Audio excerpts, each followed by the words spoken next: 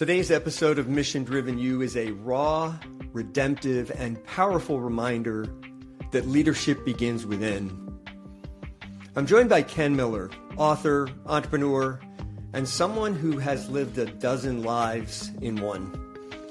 From an Ivy League education to 20 years on the street, from prison to founding multiple companies, Ken's story isn't just about transformation, it's about becoming. In this conversation, we dive deep into identity, shame, faith, and the long road to healing. Ken shares what it means to surrender, to take away the power of secrets, and to choose service as a form of survival and salvation. We talk about how he mentors young Black men, why forgiveness is essential leadership work, and how building a relationship with God changed not only his direction, but his definition of success. So if you've ever felt stuck, afraid, or unsure whether your story could turn around, this episode is for you. So, Ken, I find it interesting. You talk about your arrest moment as a point of salvation, and that's not something most people would say about hitting rock bottom. So I'd love for you to expand on that. Like, what was the spiritual and emotional clarity that you found in that moment?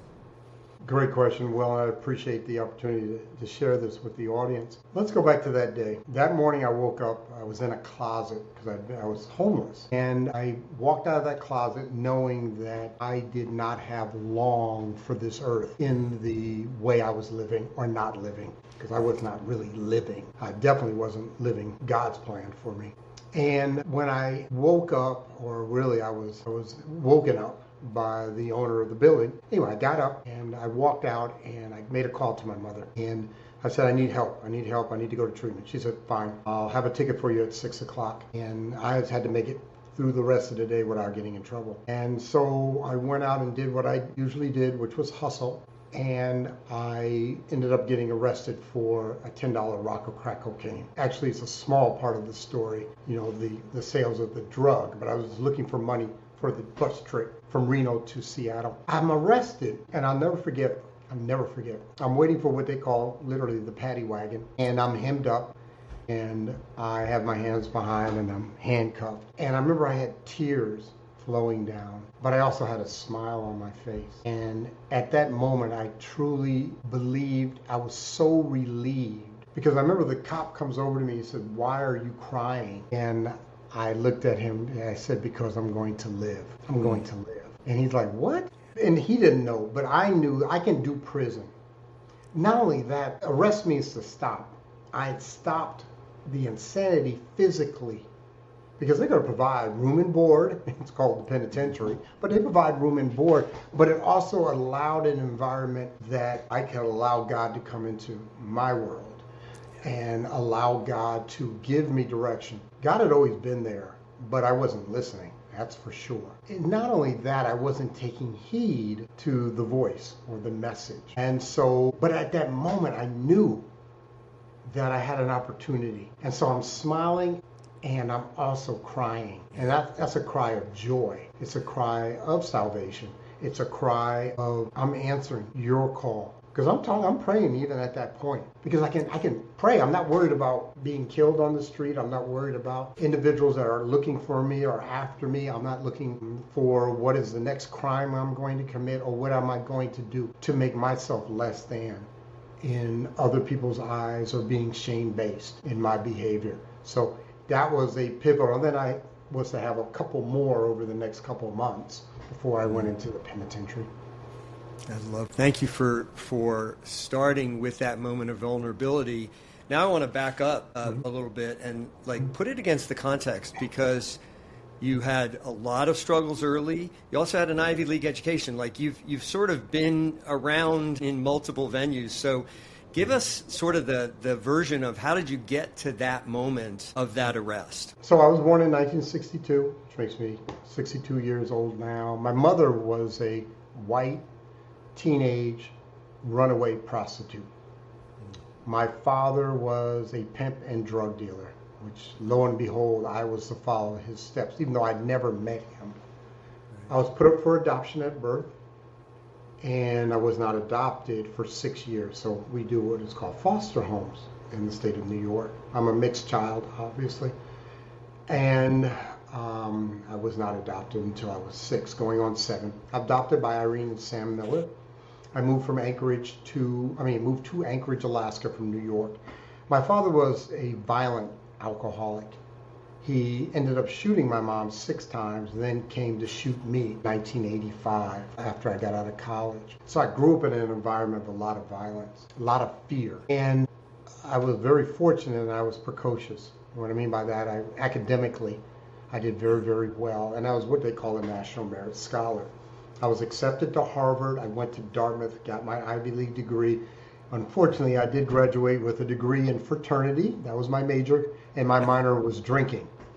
And I went into the corporate world in 1985, worked for 3M, worked for Kodak, but within 2 years I relapsed, and I ended up 20 years on the streets and doing things that, again, were shame-based, doing things that were dangerous to the community, dangerous to myself, and I followed my will. And I followed my will the best I could at that time. I wasn't really exposed to the church as a child, and I did not have that grounding to turn outside of myself for strength, for fortitude, and for answers as to my pain. And I had a lot of emotional pain that I was trying to deal with and trying to understand.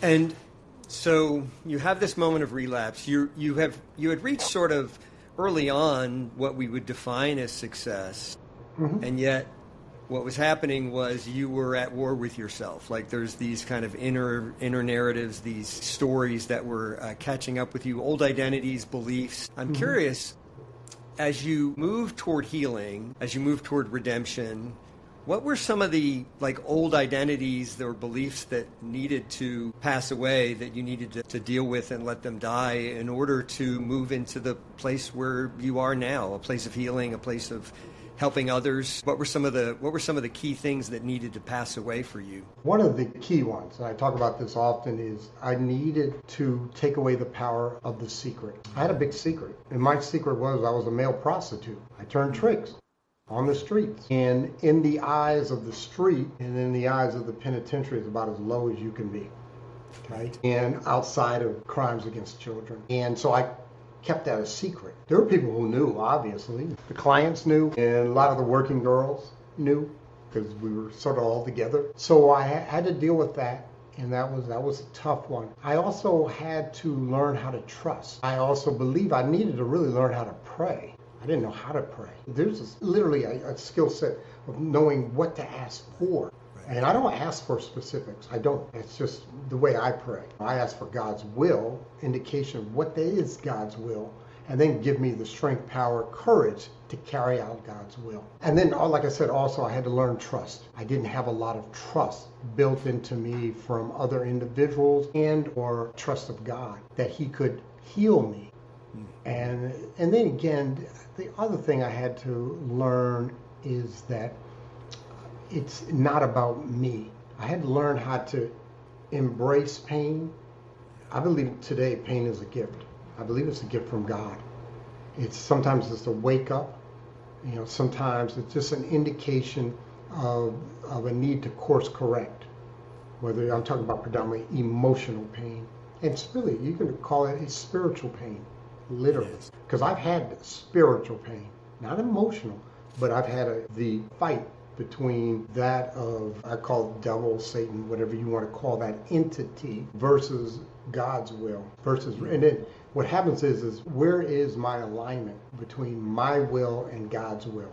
Because my will was aligned with the other side for many, many years. And then the other thing, and there's so much more I could talk about, but the other one I had to really learn, and God was really powerful in this, was forgiveness. And I had to forgive others, and I had to forgive myself. I had to deal with, I've had sexual things done to me that were not permitted, or I didn't give permission for. I've had the shootings and the violence perpetrated on me and my loved ones, my mom, for example. I've had my jaw broken twice, my eye orbital broken, my nose broken on the streets. I've been hurt badly on the streets. And I had to forgive those individuals. I had to forgive those people who had harmed my loved ones. And I had to ask forgiveness over the things I've done. I've hurt people, people. Sure. And so all those are things that I had to turn to an outside entity, to God, to Jesus, to say, hey, this is who I am, this is what I've done, but can I get your grace to allow me to move forward? And in return, I will do my best to remain in alignment with your will. And believe me when I say I have not been perfect in the last 21 years, but in the last, I would say 5-8 years, I've done very, very well. I love that. And I love, you've said, I know you talk about the fact that service saved you. And I'd love for you to reflect on, like, how does service, how does helping others, and especially your work in mentoring young black men, how does that serve as a kind of a form of healing for you? Let me modify that statement. God saved me. God saved me. Okay, the church in my spiritual belief saved me. My manifestation of my gratitude, and also what I believe, and I use the term, my calling is to work with others and to help others. So what does that entail? I've specifically chosen a group which is black men, young black men, to work with. One, there's not a lot of work being done in that area. At least that's been my opinion, my experience. Number two, I can speak to that world very well. And number three, I truly believe, again, that in my prayer, in my meditation, that's what I've been told to work with. Ken, you have a gift. You have a gift of organization. You have a gift of being able to speak on stage. You have a gift of being able to articulate information that can bring others closer to being maybe what I would hope that they would be. This is, I'm talking God. Would hope that these individuals would be, which is a good child of God, to be a good husband, to be a good father. And I've been able to do that. And that is of my choice, my volition, and I've been doing it for 15 years. And I've been working with some of the same guys for 15 years. And it's free. It will always be free. There's no charge. There's no charge. Would never be a charge. I'm doing God's work. Why would I charge for that? So so let me just tell you what I do. So I mentor young black men. Anything under 50 is young in these days. And number two is I also have a black men's book study where we get together every 2 weeks and we have discourse over a nonfiction book, and we have discourse as black men in a safe environment and venue. So those are two of the ones, and not just, people call me all the time. I will do my best to make suggestions, and sometimes I don't make suggestions. Sometimes all I do is listen. Powerful. What are some of the books you've read with the individuals you're mentoring? Well, every man I work with, I've worked with over 40, 50 of them, we always start off with two books, and these are nonfiction. One is The 6 Pillars of Self-Esteem by Nathaniel Branden, and then The Power of Trust is the second book, because I trust is so important, self-esteem is so important for the individuals within this world. You can believe, you can have a savior, but if you do not know how to work within this world, and I'm calling it the temporal world, the world of substance here on earth, you will probably have challenges within your interactions with others. So one is self-esteem, that's internal, self-estimation of worth and efficacy. And then the other one is more external. How do we engender trust with others? And so those are the two books I start with. And then I look at the individual. After we get those foundational books, and every single man I've worked with, those are the first two books, then I'll recommend other books as we go along. I love it. Self-esteem, trust, those are critical issues. I work sometimes with 50-year-old executives that are still working on self-esteem and trust. So those are pretty core. I want to go back a little bit more into your background, because I know in your book you talk about identity, racial, familial, spiritual. And I'd love for you to reflect on, first of all, how you have helped integrate all of those identities into the Ken you are today. And also, how does that help you, that integration of those multiple identities, how does that help you in mentoring young people? So what I want to do is change the identity. You always have an identity. Always. What's your self-talk? What is your self-talk? I'm not talking about what you say externally to others outside, because a lot of times we're just putting on a mask so they interpret us as a specific type of person. Okay? Because I talk different on the streets and in the penitentiary. I sometimes still to this day somewhat talk different depending on the audience. Okay? Right. If I'm working with juvenile offenders and talking to them, I'm going to talk to them so that they hear. Because then they're going to take me as a square black guy, who Right. drives an Audi. They're not going to hear that. You don't talk like you're at Dartmouth. Yeah, exactly. But it depends on the audience. So, number one, so we have this image. We have this self-talk. And for years, mine was I'm a shame-based ex-offender, shame-based offender, criminal, and whatever other things I did on the streets, and all-around bad guy. I mean, and I could go into more. I'm a foster child. I've never been wanted by a mother, And I had to, starting predominantly in 2005, when I went to prison and started working on changing that self-talk and that identity. And then when I work with guys, I want them to come up with something that is, you can quickly access as what is my identity. Yeah. And so for me, my quick one is I am a kind and gentle child of God in a nutshell. And I am. I'm not saying this to impress anyone. You're not trying to convince yourself. Yeah. Yeah. I don't have to. I have a track record. Right. We talk about putting hands on someone. That means violence. I haven't put hands on anybody in 21 years. I haven't threatened anybody in 15, 16 years. And I hope to never, have to go there. And I have no presumption that I will. So again, changing that identity is, and to do that though, you have to go inside many times. And this is what I do when I work with my guys. First of all, I'm not a psychiatrist, I'm not a psychologist, I'm not a counselor. I'm just a black man, child of God who's been there and done that. And when I work with the men that I work with and talk with, and I just call it work, because sometimes it's work. I said, we got to go there. We got to go into those rooms. And what I'm talking about is there's a great book called The Memory Chalet. But anyway, there's rooms within that building, and some of those rooms we know that's the door to 2005. That's the door to the situation with my father. That's the door with my ex-wife. And we need to go into that room, turn on the light, and let's talk about what we see and what we feel and what we experience. Let's do it. Let's do it. I'm here with you. And anything you say, because I built trust. Sometimes it comes over time. Some people, like me, I'm in a position now I default to trust. I just default to trust. Why? How do you default to trust? Well, first of all, I trust God. God's not going to put me in a situation, and if he does, he'll give me the tools to extricate myself out of that situation. And I'm mostly talking about emotional. I'm not in physical danger these days, not like I used to be.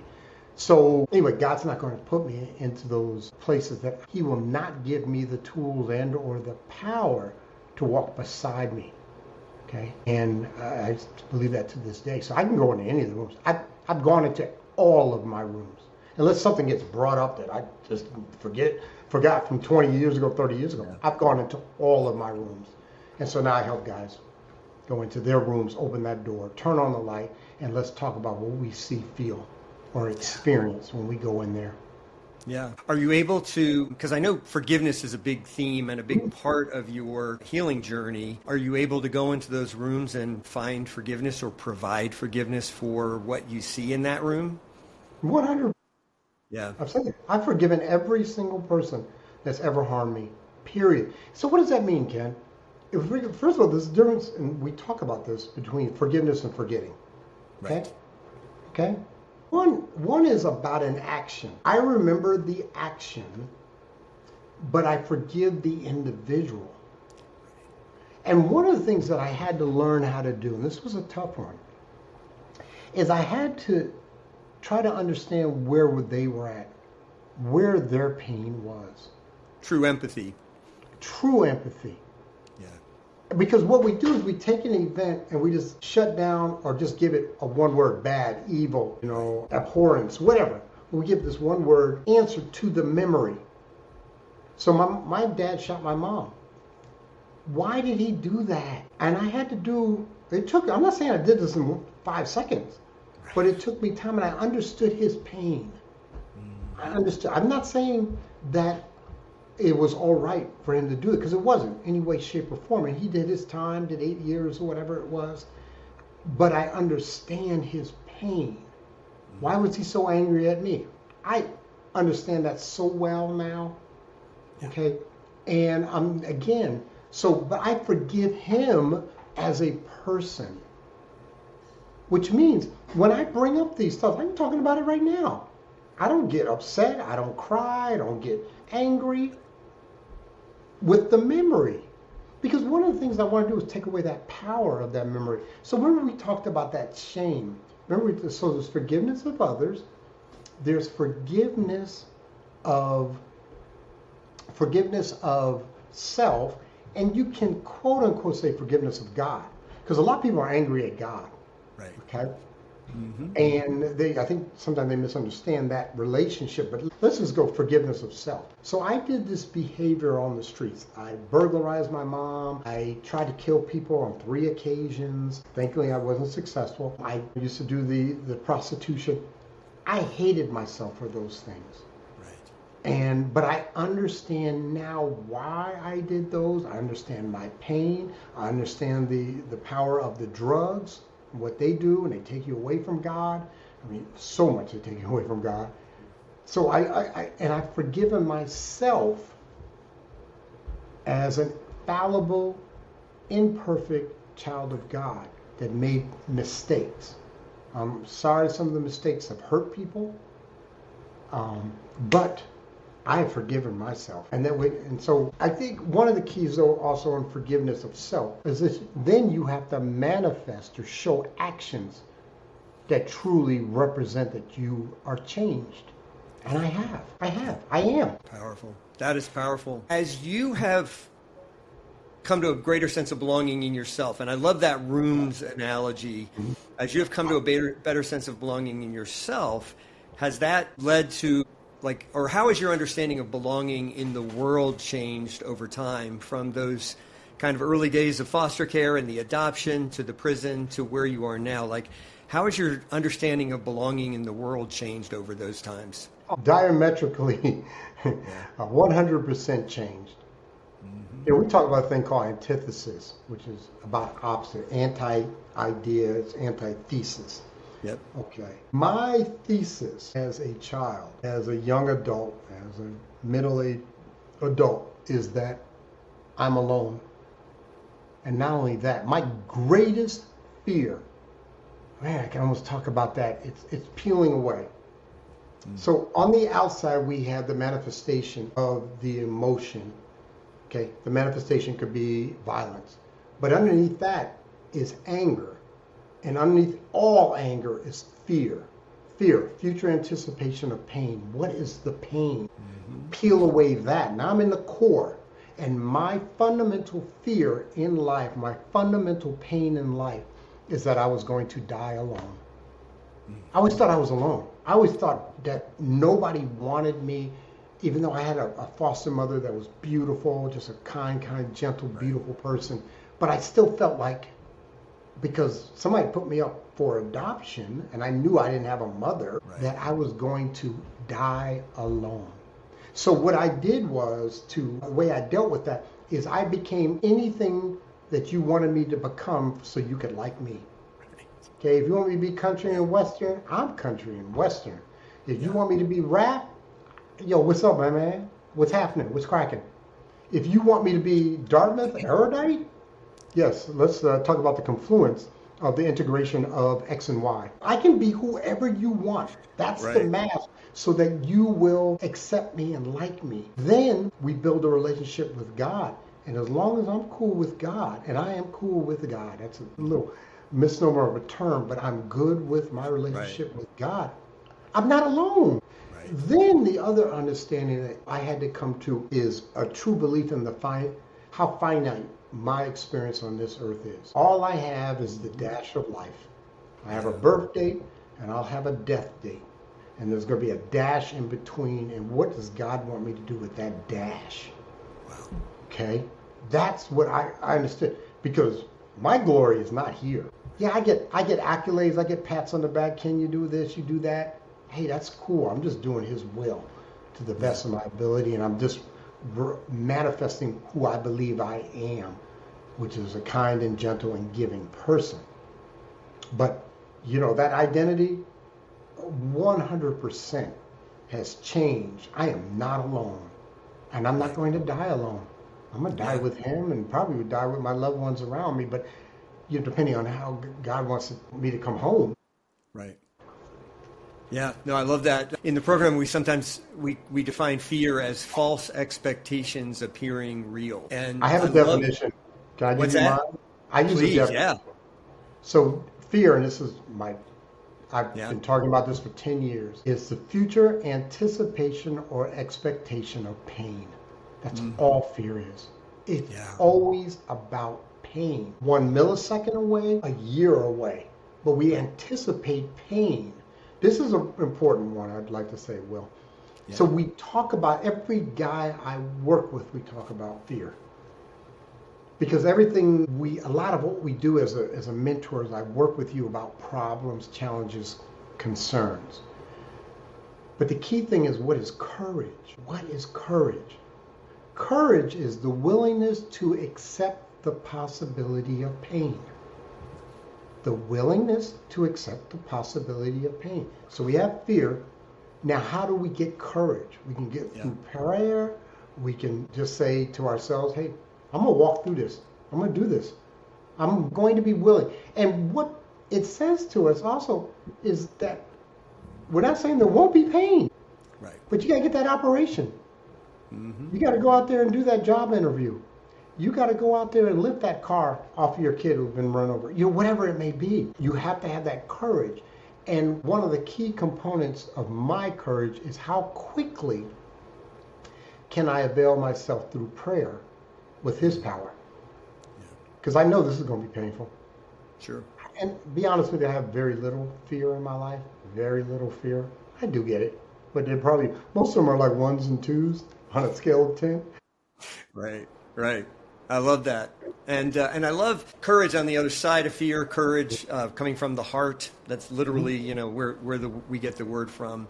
Right. And it's I think it's a good jumping off point, though, because we've talked a lot about your struggles. We've talked about the work you've done in mentoring. What we haven't gotten to yet, but I think is a really important chapter, is how you went from where you were, the Ken you've described, to the Ken now, who has founded 5 companies and just is doing amazing work in the world. So I'd love for you to kind of catch us up to this part of the journey. So I got out of prison in 2007, no skills. No skills.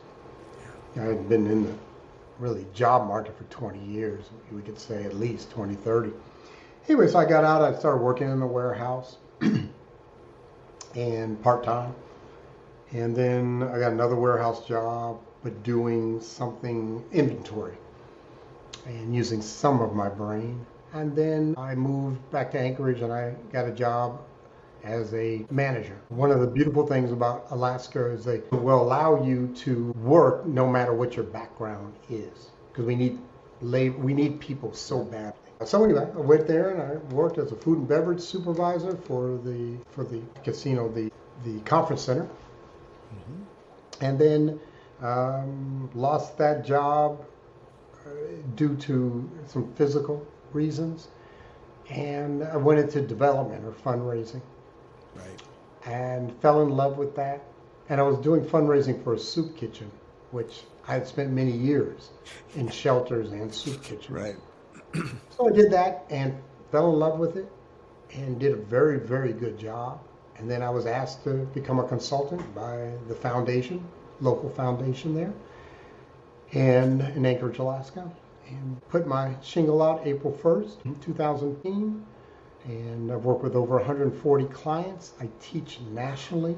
I'm a subject matter expert in fundraising. I'm very good in fundraising. And then I started writing the books. Then I started my speaking career. Then I started my company that works with artificial intelligence and offshore virtual assistants out of Philippines and Ecuador. And then I also do some work with property down in Ecuador. So those are the five.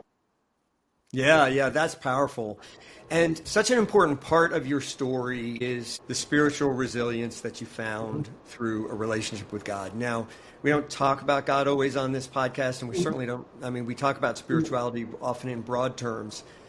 But I'd love for you to reflect on where, how do you see that sense of spiritual resilience enabling you to do the things you do? Because I honestly, Ken, sometimes I look at you, I'm like, oh my gosh, this guy's like Superman. How does he do that many different things? You seem to be accomplishing a lot.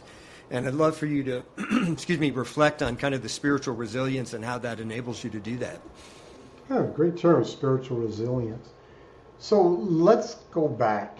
I got arrested in September of 2004. 2 months later, I'm lying on my bunk in what they call Unit 13 at Par Boulevard Jail, awaiting sentencing for my drug sales. And I always remember this, I talk about this. But anyway, God spoke to me. I don't know why that moment, or maybe he had always been speaking, but I heard him. And literally, there's a voice. And what I have to paraphrase, but what God indicated to me is, number one, that I'm here.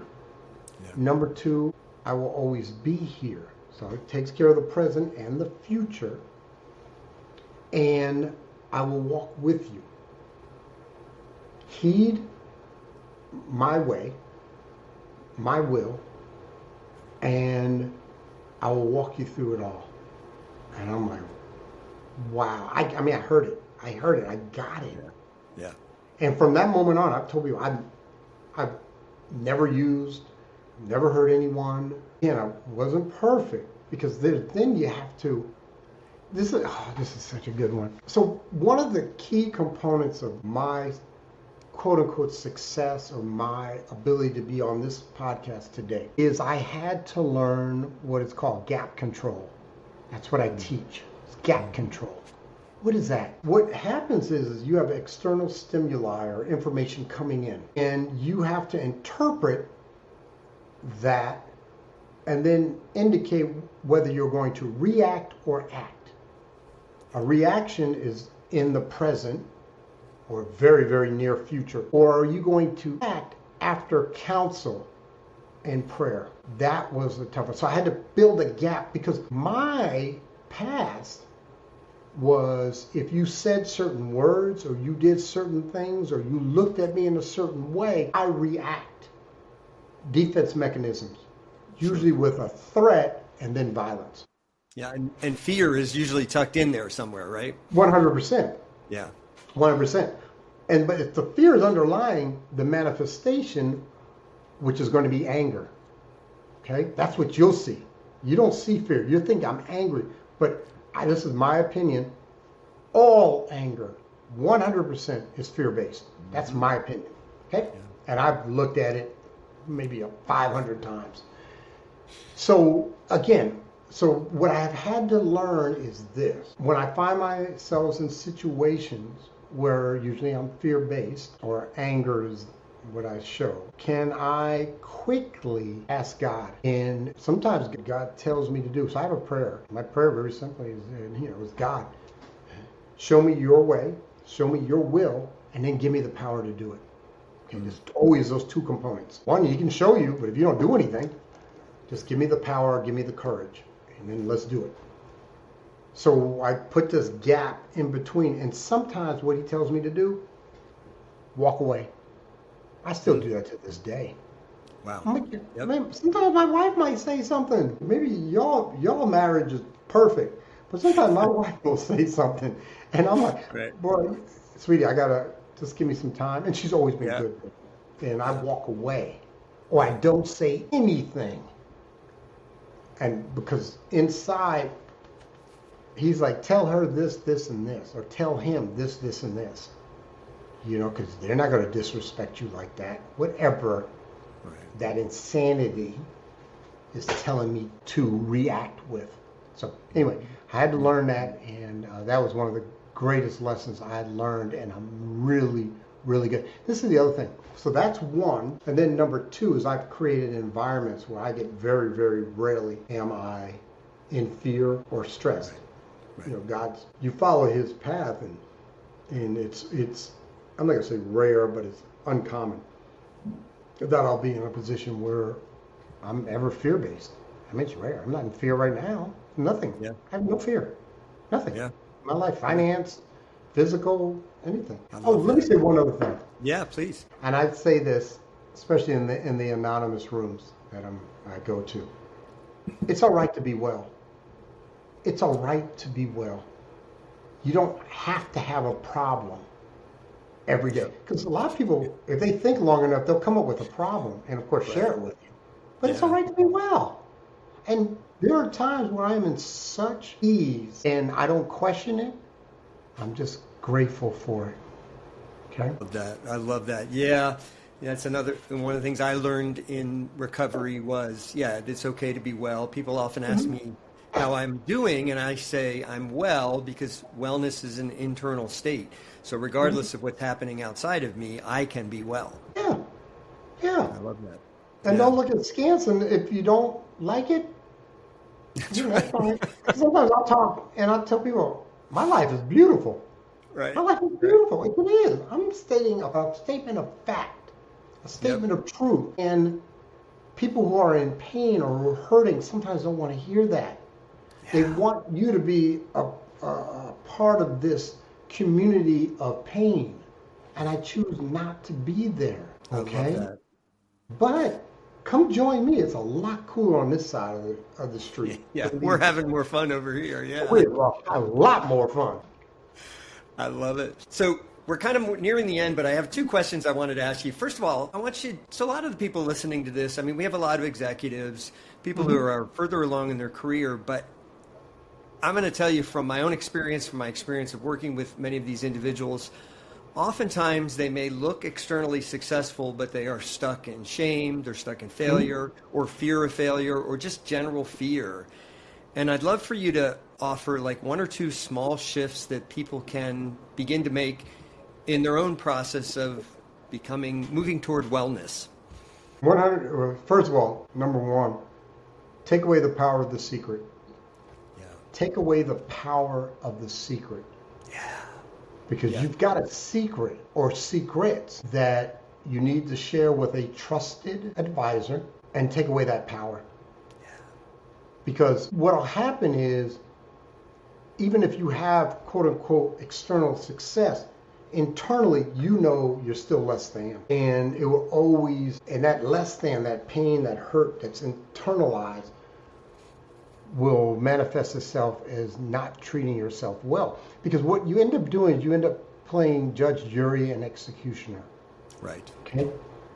And I am not allowed to feel this good. I am not allowed to have joy in my life because I did this, this, and this. Get that out. Take away that power. Yep. Okay? So that'd be number one. Number two, I'm a big one on the mentorship. If you can get the mentor, again, this is in our temporal world, our physical world. Number three, build a relationship with the spiritual entity that you choose to believe in, because I'm not here to tell you to believe in mine. That's not who I am. There are people who will, but that's not me. Anyway. So, but what I mean by that is that you want an entity, a spiritual entity, this is the most important part, that will modify behavior. And then, we could talk about it. Again, we've talked about the forgiveness. Forgive yourself. And then forgive others. Forgive others. But this is one thing I don't do. I don't ask for forgiveness from anyone. I don't. I need for you to forgive me. Yeah. Okay? What I will say is I apologize for causing you pain. Right. If you want to take it down to the brass tacks, we call it 9th step in the anonymous programs. But I'm not going to ask you to forgive me. That's your decision and or choice. I don't need to hear it to feel good about telling you that I know I've caused you pain, and for that I am sorry. Okay? some of the most powerful words a person can speak. I want to end on a really big picture question, and this is one I love, which is, I like to imagine that the leaders of the free world have been listening to us for the last 45 minutes. That, in fact, what we're putting out in the world actually matters, because there is a spiritual world and our voice is able to be amplified. And I want you to imagine that people began to take your message seriously, the message of forgiveness, the message of belonging and community, all the things that we've talked about for the last 40 or so minutes. And they begin to take it seriously. How do you think the world could be different in 20 years? Would be beautiful.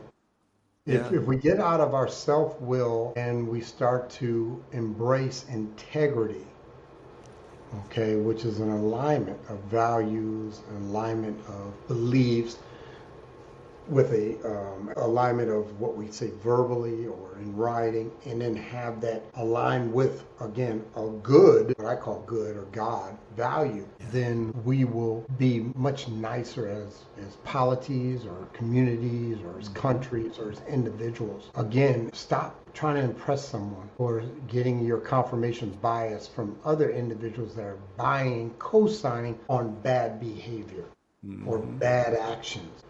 Love your fellow man, because your time is finite. I don't care who you are. You are in the dash, as you say. Yes, you are. You're in the dash of life. And what is your dash going to represent? Yeah. To who? Yeah, I would. So there's two things I want to say on this, or really one thing. One, I've studied history for 40, 50 years. And a lot of people may not understand this or believe this, but we are in the least violent time in the history of this world. But you have to understand history. Doesn't seem like it, but we are, yeah. It doesn't seem like it, but we are. You literally add up all the people that are literally causing harm or killing each other. We are in the least violent time in the history of this world. Let's continue that path. We, in many ways, are the most understanding of others. And people would say, what are you talking about? Well, I know how LGBTQ people were treated 50 years ago. I know how blacks were treated 50 years ago, or Hispanics were treated 50 years ago, or 30 years ago, 40 years, in this country alone, United States. So we are going down that path. What will happen is there's been a reaction and will be a reaction from those who fear a loss. Understand their pain, and then also continue doing what you can to make this a much more loving and embracing others today. I didn't articulate that as well as I'd like to, but no, that was beautiful. That was beautiful, and I think it's a beautiful way to end what has been such a rich and joyful conversation. Ken Miller, it was so great having you stop by today. I'm super excited to share this with my audience. Thank you, Will. It was just a pleasure, and I hope I touched someone. Please feel free, and we'll give you my contact information. Anybody wants to talk to me. I'm a big believer in that God puts people in my path that I can share more or help them. So thank you again, Will. You have a wonderful podcast.